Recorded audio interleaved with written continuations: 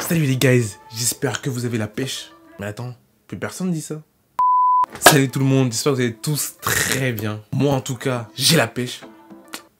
Nouvelle vidéo, nouvelle personnalité. Et ça va pas être n'importe qui. Avant de débuter, elle a galéré, mais vraiment, mais comme jamais. Son nom de scène est composé de 2 lettres. Si je vous dis aïe, et si je vous dis you, et que vous fusionnez les deux, exactement, ça fait aïe.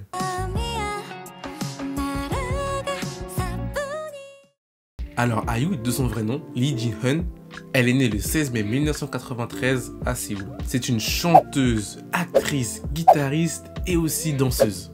Bon, commençons par le commencement. La vie de IU étant petite n'est pas toute rose. Elle vient d'une famille pauvre. Elle a dû déménager avec son frère loin de ses parents, chez sa grand-mère. La raison du déménagement s'explique par le fait que sa famille avait des problèmes d'argent. Son père avait un projet, mais malheureusement, ça n'a pas du tout marché pour lui.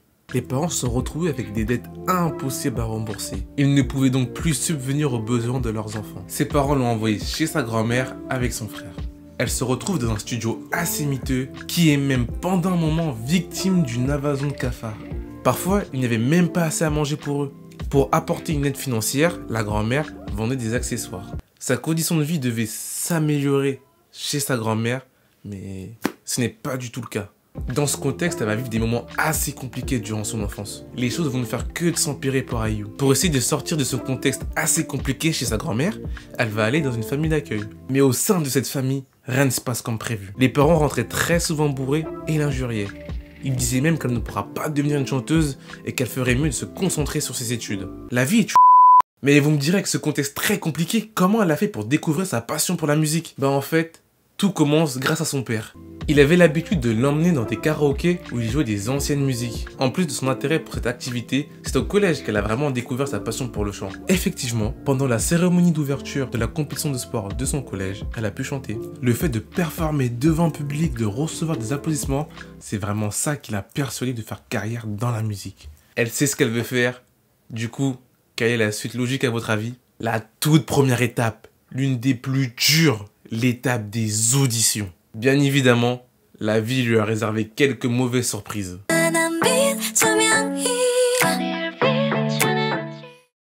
Nous sommes en 2007, à cette époque-là, elle a 14 ans. Et à 14 ans, elle a déjà passé une vingtaine d'auditions, notamment une d'entre elles chez JYP. Mais malheureusement, aucune d'entre elles n'a été concluante. Histoire de bien la faire galérer, parce que la vie, elle a même passé une audition avec une entreprise qui s'avérait être totalement fausse. Elle s'est faite escroquer par celle-ci. En gros, quelqu'un de l'entreprise lui a demandé une certaine somme d'argent. J'ai pas les chiffres, mais c'est une somme assez importante, surtout pour IU qui provient d'un milieu pauvre. Et en contrepartie, elle pourra devenir une trainee et passer à la télé. Elle voyait ça comme une occasion en or pour réaliser son rêve. Elle allait pouvoir enfin sortir de ce contexte compliqué, de son studio chez sa grand-mère, de sa famille d'accueil. Évidemment, quand l'entreprise a eu l'argent, ils ont disparu. Le pire dans cette histoire, c'est que l'argent qu'elle a passé à l'entreprise, c'est l'argent de la vente des accessoires de sa grand-mère. Quand sa grand-mère a appris ça, pour la réconforter, elle lui a donné 50 $ et lui dit « Va manger quelque chose de savoureux ». C'est à ce moment précis que la grand-mère d'IU est devenue la personne la plus importante à ses yeux. Après cet épisode, la chance sourit enfin à IU. La Lone Entertainment, en 2007, l'a acceptée en tant que trainee. Mais Blitzy, c'est quoi une trainee? Une trainee ou un trainee désigne une personne qui a réussi à passer une audition et qui par la suite a été recrutée par l'agence en question. En français, on peut traduire ce terme par stagiaire. Enfin la chance lui sourit. Elle va pouvoir commencer sa carrière. C'est déjà une très grande victoire pour IU. Elle qui avait l'habitude de vivre dans des conditions assez pauvres, là, elle peut manger quand elle veut, elle a un lit pour dormir qui plus est confortable. Elle s'entraîne dans des bonnes conditions. Elle fait sa vie dans les locaux d'entreprise qui est bien mieux comparé à ce qu'elle avait avant. Elle commence vraiment à être épanouie dans sa nouvelle vie. Ce qui est mérité vu comment elle a galéré pour arriver là. Quand elle arrive au sein de l'entreprise, elle pense qu'elle va intégrer un girls group au bout de 3 à 4 années de préparation. Ce qui est dans la norme. IU, qui est vraiment pétrie de talent, au bout de 10 mois de préparation, elle va faire ses débuts en tant qu'artiste solo.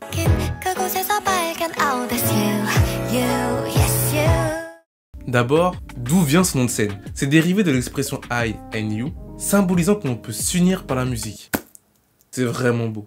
Elle va faire ses débuts le 18 septembre 2008 avec le son Lost Child qu'elle performera en live lors d'une émission très populaire en Corée, M Countdown.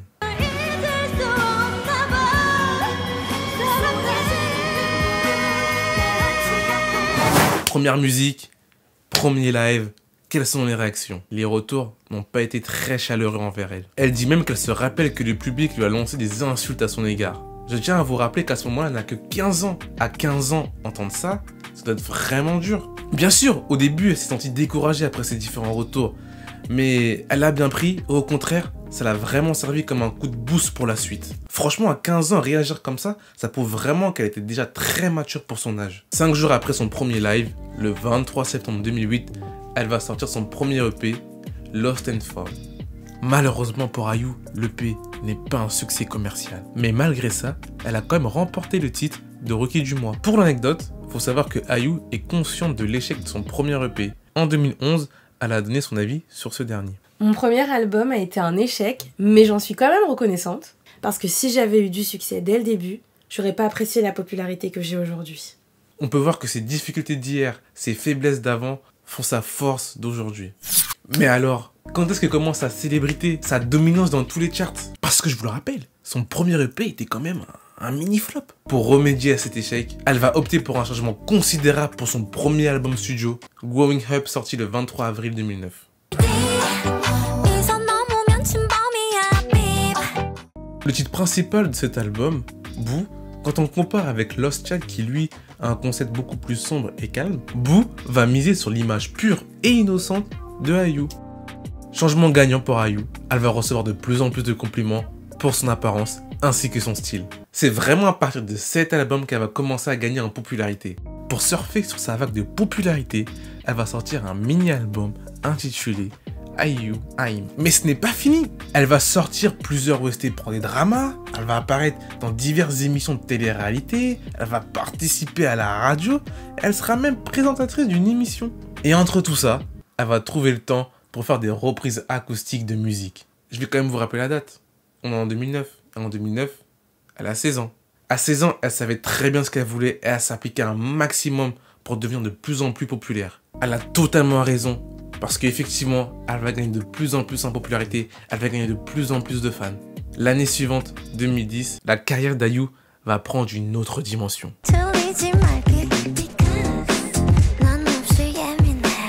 Tout commence le 3 juin 2010.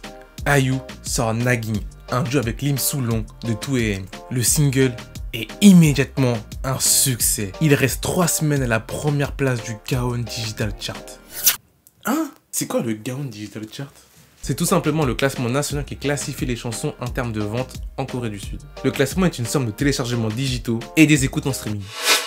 Cette même année, elle sort son 3e mini-album, Weird, avec comme titre principal Good Day. Ce son, c'est une dinguerie pour l'époque. Cette chanson va devenir très vite la plus connue de son catalogue. Elle va rester 5 semaines en tête du Gaon Digital Chart, record qui sera battu 9 ans après par iKON. En 2020, Billboard va la nommer comme la meilleure chanson K-pop de la décennie. Vous vous rendez compte, à 17 ans, elle nous sort un son mais incroyable. L'enfant prodige. Cette musique a eu un réel impact sur sa carrière. Après ça, quasiment toutes ses musiques vont être au top. Son 2e album studio, Last Fantasy, avec son titre principal, You and I, qui commence sa première semaine avec 1 million de téléchargements. Elle va devenir la plus téléchargée de IU en Corée du Sud, avec plus de 6 millions de téléchargements en 2017. L'album va surpasser les 125 000 copies vendues. L'album tout entier cumule 18 millions de téléchargements. Non mais c'est fou! C'est fou! Quand on voit d'où elle vient, de son enfance, de son studio avec sa grand-mère, sa famille d'accueil, l'escroquerie de l'agence, 4 ans après tout ça, elle se retrouve au top musicalement. Des récompenses par-ci, des récompenses par-là. Je vais revenir dessus plus tard dans ma vidéo. Ne manquez surtout pas ça. Avec tout ce succès, elle va apporter une aide financière à sa famille. Par exemple, elle va recouvrir les dettes de ses parents. Elle va même acheter la voiture dont rêvait son père. Je pense qu'on peut le dire. En 2 ans, elle a conquis toute la Corée du Sud. IU, elle voit les choses en grand. Elle va aller plus loin. En novembre 2011, elle signe un contrat avec le label AMI Music Japan pour faire ses débuts dans le pays du soleil levant. Je vais pas vous faire toute sa discographie au Japon, mais il faut savoir qu'elle a pu donner 2 concerts à Tokyo devant 4000 fans pour la promotion de son premier single japonais.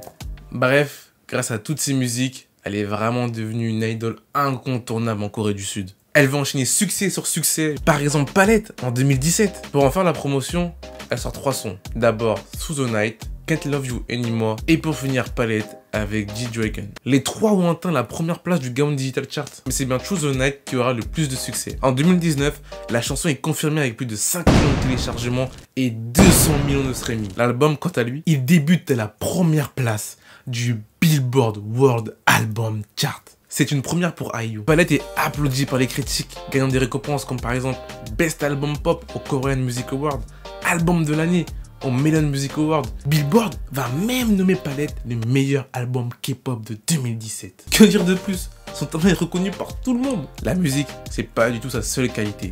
Faut savoir que c'est aussi une très bonne actrice.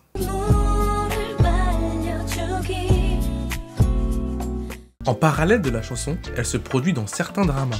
Elle obtient son premier rôle en 2011 dans le drama Dream High. Elle joue le rôle d'une fille timide qui rêve de devenir une chanteuse professionnelle. Sinon, elle a pu jouer dans d'autres dramas. Je vous mets quelques exemples à l'écran. Mais si vous voulez la voir jouer dans des dramas plus récents, elle a joué dans des séries qui sont sur Netflix actuellement, My Mister ou encore Hotel del Luna. Faut savoir que ses compétences d'acting ont aussi été saluées par le public. Par exemple, elle a été nominée 2 fois pour la meilleure actrice au Baksang Arts Award, comme les Césars. En parlant de récompenses, voici une liste non exhaustive de tout ce qu'elle a pu gagner. Vous le savez très bien, on approche de la fin de la vidéo, c'est le moment pour les faits intéressants. Fait numéro 1, elle est la soliste coréenne qui détient le plus grand nombre de victoires dans l'histoire de la musique coréenne. Grâce à son dernier album en date, Lilac, il a été récompensé pour une 6e fois lors du dernier show Music Core, portant le nombre total d'IU à 85 victoires. Fait numéro 2, elle a assisté à la remise de diplôme d'une classe. En gros, pendant un meeting où elle rencontre ses fans, un fan lui a demandé si elle pouvait lui rendre visite pendant le festival de son école. Évidemment, IU est partie dans son école, mais pour assister à la remise des diplômes. L'histoire ne s'arrête pas là. IU, qui est connue pour être une personne très généreuse, elle a offert à tous les nouveaux diplômés des cadeaux d'une valeur de 15 000 $. Fait numéro 3, elle montre des photos et des informations sur des enfants qui ont disparu.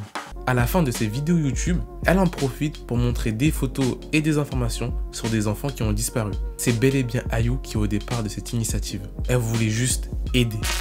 IU est connue pour ses multiples talents en tant que chanteuse, écrivaine et artiste. Son enfance a eu un impact considérable pendant toute sa vie, que ce soit positif ou négatif. Par exemple, elle a une faible estime d'elle-même et très peu de confiance en elle. Elle a même souffert de boulimie. Elle a raconté cet épisode durant une interview. À partir du moment où j'ai commencé à plus me faire confiance et à plus m'aimer, je suis tombée dans un vide sans fin. J'avais pas faim, mais je mangeais pour combler le vide qui existait en moi.